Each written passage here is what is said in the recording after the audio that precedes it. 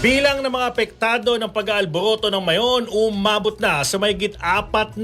Mabante sa balitang yan si Abante reporter Edwin Balasa.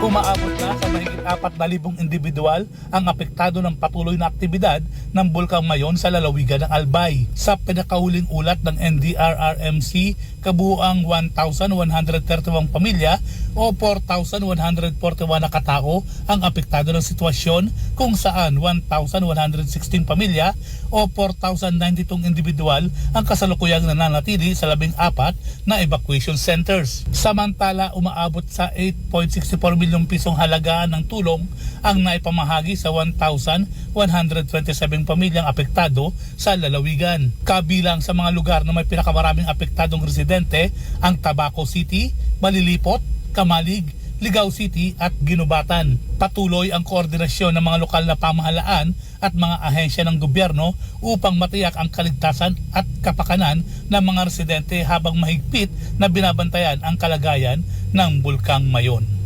Ako si Edwin Balasa, Abante. Ayan na.